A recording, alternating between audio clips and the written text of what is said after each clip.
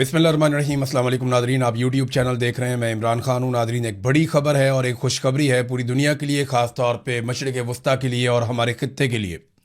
अब पता नहीं ये खबर जो है वो पाकिस्तानियों के लिए अच्छी बन सकती है या नहीं, क्योंकि पाकिस्तानियों ने इसका सबसे ज़्यादा बोझ उठाया है। पूरी दुनिया में पाकिस्तानियों पर सबसे ज़्यादा महंगाई का बोझ पड़ा जब ईरान की और अमेरिका की लड़ाई हुई। किसी और मुल्क ने अपनी मसनूआत की कीमतें इतनी नहीं बढ़ाई जितनी डकैती पाकिस्तानी हुकूमत ने पाकिस्तानियों की जेब पर मारी है। बहरहाल, हो सकता है कि अब चीज़ें वापस हो जाएं, होनी चाहिए, मुतालबा भी करना चाहिए, लेकिन पहले डेवलपमेंट देखते हैं। डोनाल्ड ट्रंप ने एक ट्वीट किया, यहाँ से कहानी शुरू होती है।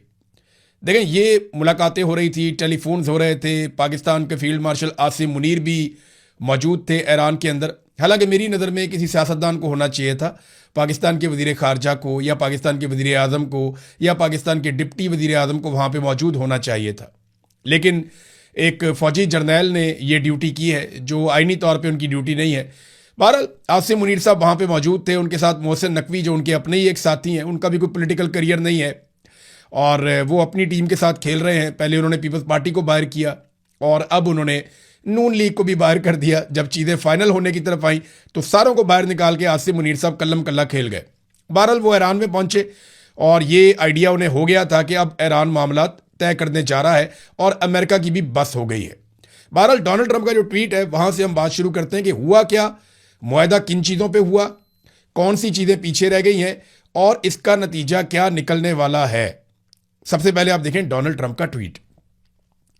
ट्रंप कहते हैं जी कि मैं व्हाइट हाउस के ओवल ऑफिस में मौजूद हूं, जहां अभी हमारी सऊदी अरब के सदर मोहम्मद बिन सलमान और मुत्तहिदा अरब अमारात के मोहम्मद बिन जैद अल नहयान, कतर के अमीर तमीम बिन हमद बिन खलीफा अल सानी, वज़ीर आज़म मोहम्मद बिन अब्दुर्रहमान बिन जासिम बिन जाबर अल सानी और वज़ीर अली अस-सवादी, पाकिस्तान के फील्ड मार्शल सैयद आसिम मुनीर अहमद शाह, तुर्की के सदर रजब तैयब उर्दगान, मिस्र के सदर अब्दुल फत्ताह अल सीसी, उर्दन के शाह अब्दुल्ला दोम और बहरीन के शाह हमद बिन ईसा अल खलीफा के साथ इस्लामी जमहूरिया ईरान से जुड़े तमाम अमूर के हवाले से एक MOU, ईरान और अमन से मुताल्लिक मफाहमत की याददाश्त पर हमारी बहुत अच्छी टेलीफोनिक कॉल हुई। एक मुआहदा, उस पर बड़े पैमाने पर मुज़ाकरात हो चुके हैं, जिसकी हतमी शक्ल अमरीका, इस्लामी जमहूरिया ईरान और फहरिस्त में शामिल दीगर मुख्तलिफ ममालिक के दरमियान तय पाना बाकी हैं। अलग से मेरी इसराइल के वज़ीर आज़म बीबी नेतन्याहू के साथ भी एक कॉल पर बात हुई है, जो कि इसी तरह बहुत अच्छी रही है। मुआहदे के हतमी पहलुओं और तफसीलात पर इस वक्त बहस जारी है और इसका ऐलान जल्द ही किया जाएगा। मुआहदे के बहुत से दूसरे अनासर के अलावा आबनाए हुर्मुज़ खोल दी जाएगी। इस मामले पर आपकी तवज्जो का शुक्रिया। ये डोनाल्ड ट्रंप ने ट्वीट किया, जिसके बाद उम्मीद बनी कि अब तजारती रस्ते खुल जाएंगे, आबनाए हुर्मुज़ भी खुल जाएगी और जंग का कोई खतरा फिलहाल नहीं है। ये डोनाल्ड ट्रंप के ट्वीट ने दुनिया को बड़ी उम्मीद दी और सारे अरब ममालिक ने, ईरान ने, पाकिस्तान ने, तुर्की ने, मिस्र ने, इन सब ने मिलकर कोशिश की कि किसी तरह से जंगबंदी मुस्तकिल हो जाए। अब किन शराइत के ऊपर हुई है ये तो आने वाले दिनों में जब मुआहदा होगा, चीज़ें सामने आएंगी तो आपको पता चल जाएगा।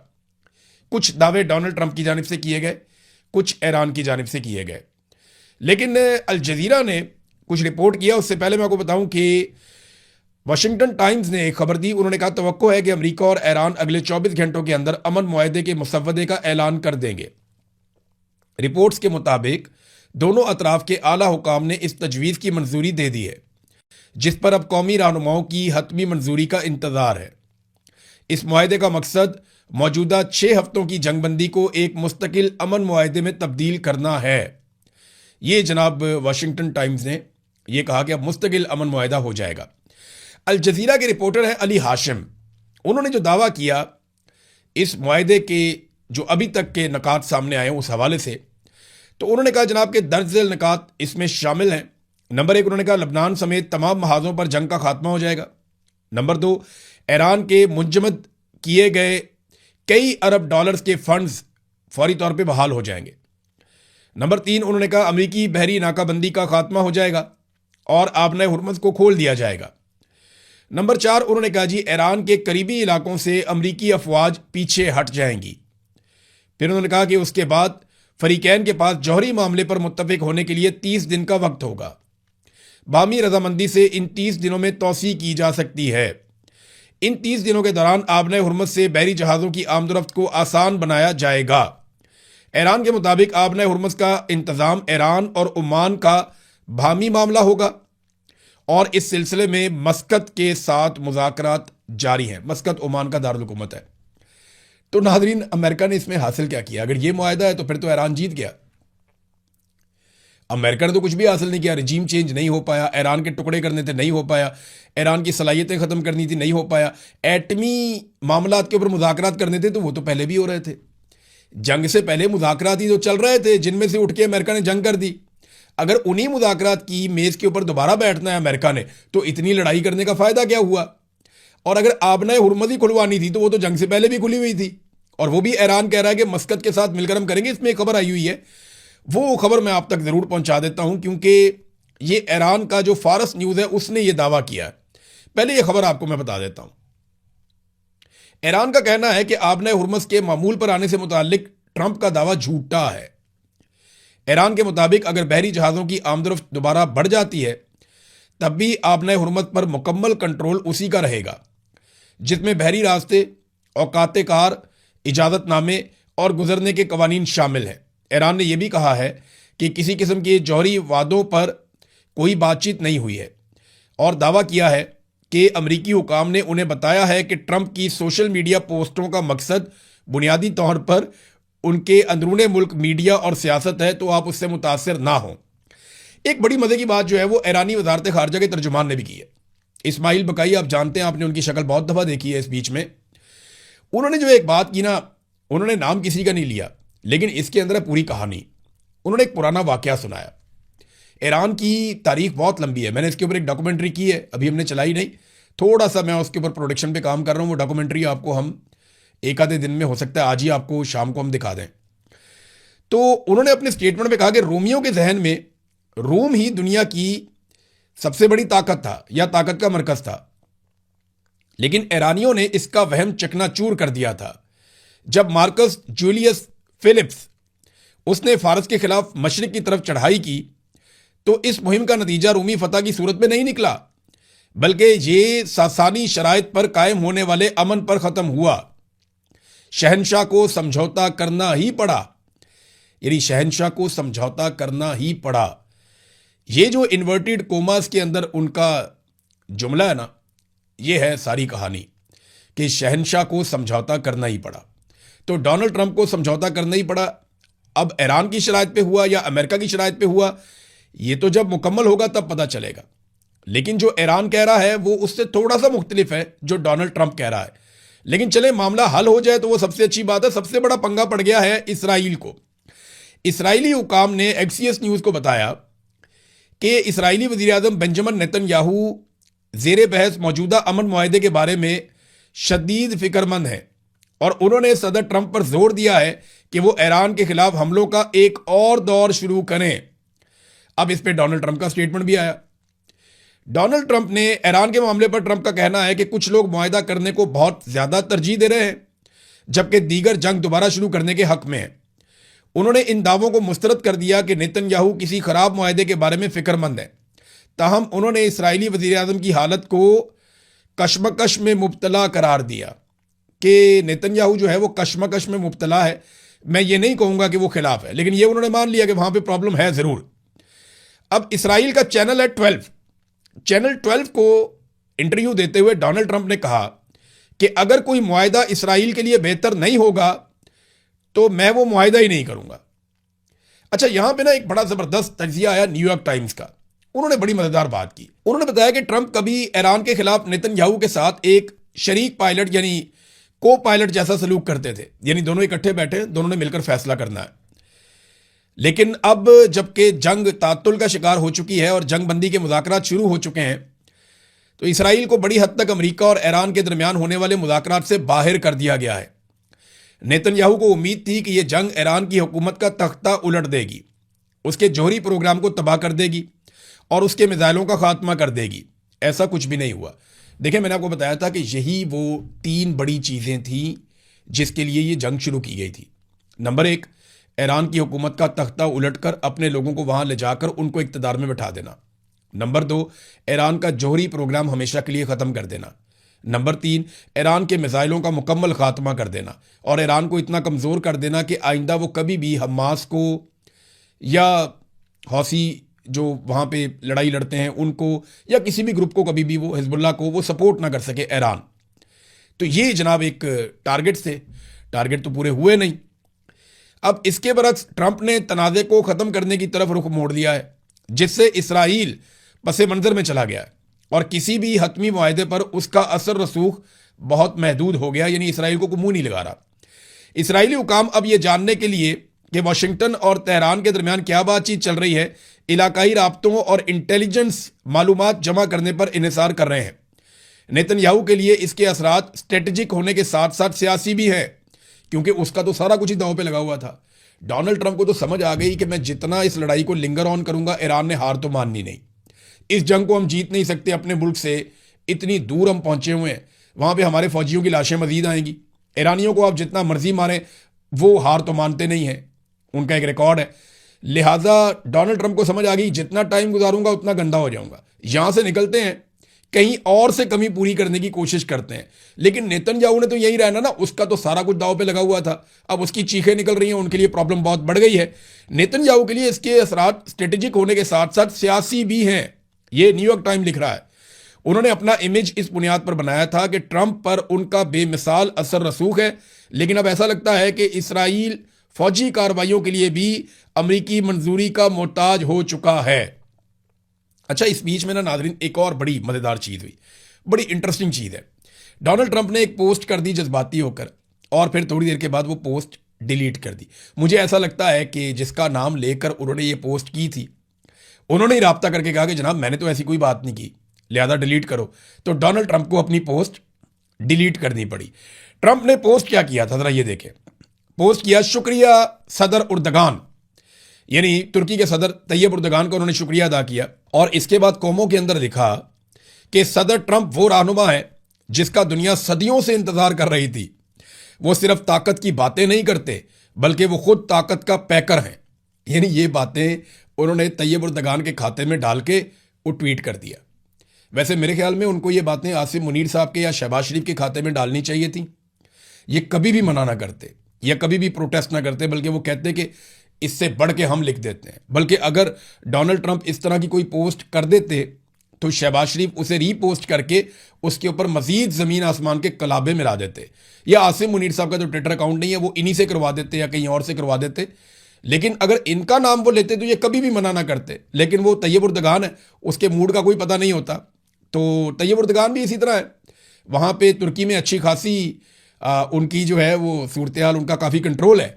और तैयब उर्दगान को अगर आप तुर्की के अंदर सही तरीके से स्टडी करें तो ये वो वाले तैयब उर्दगान नहीं है जो 2014, 15, 16 में थे।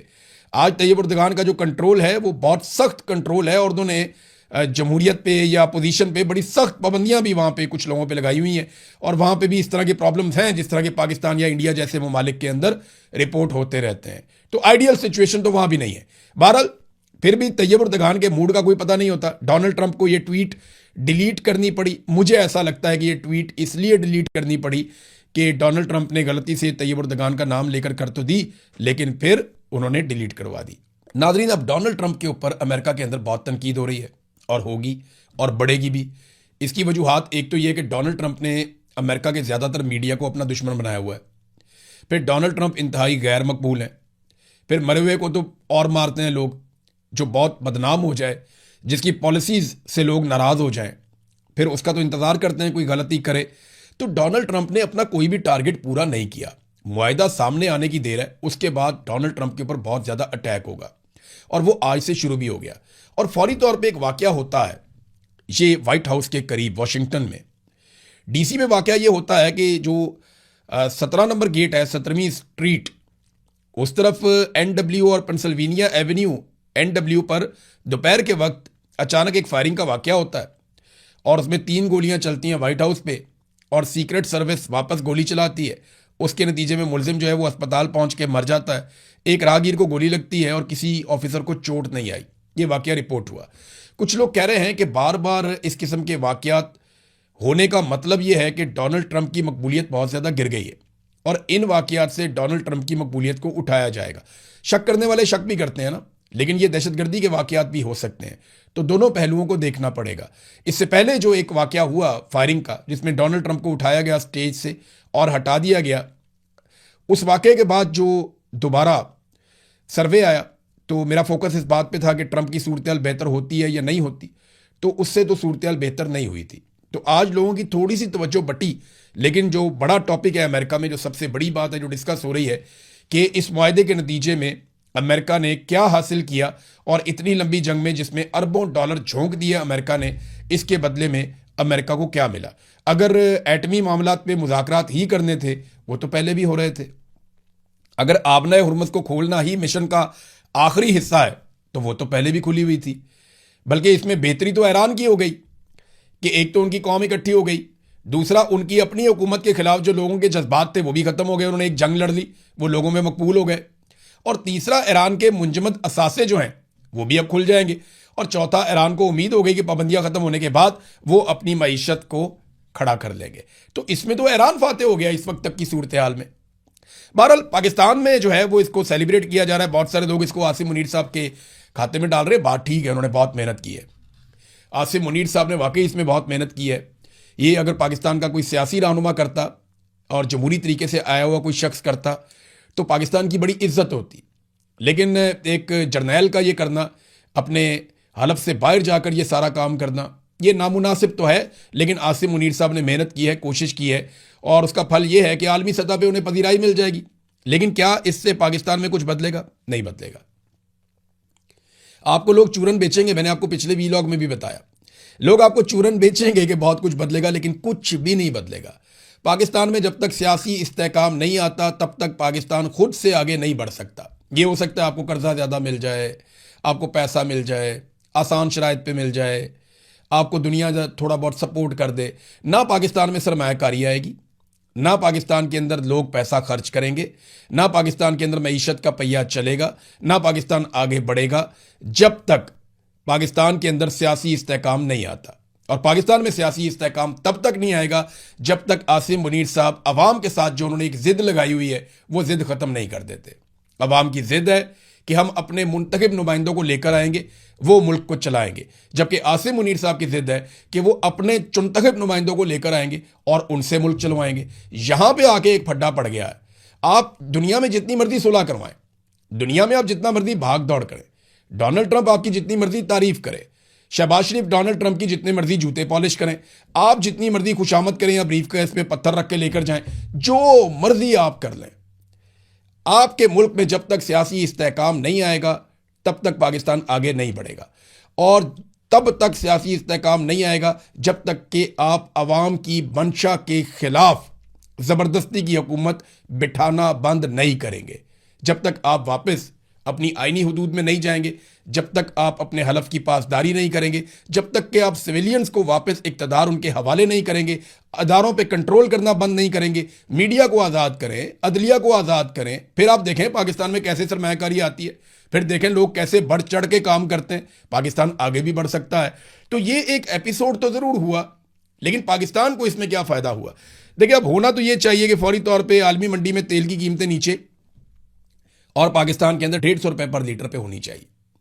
देखें, इमरान खान साहब महंगा खरीद के अगर बेच रहे थे इतना सस्ता, तो ये सस्ता खरीद के सस्ता बेच दें या उतने का ही बेच दें जितने का इमरान खान साहब बेच रहे थे। तो अब उम्मीद की जाती है, क्योंकि आलमी लेवल के ऊपर अब जंग के मामला खत्म हो गए हैं, तो ये तमाम महंगाई जो इन्होंने की है ये उसको वापस नॉर्मलाइज करेंगे। तो आज के दिन से एहतसाब शुरू हो जाएगा पाकिस्तान की मौजूदा हुकूमत और एस्टेब्लिशमेंट का कि वो अवाम के लिए क्या आसानी पैदा करते हैं जो जंग के बहाने उन्होंने अवाम पे बोझ लाद दिया था। अब तक के लिए इतना ही। अपना ख्याल रखिएगा, अपने चैनल का भी। अल्लाह हाफिज।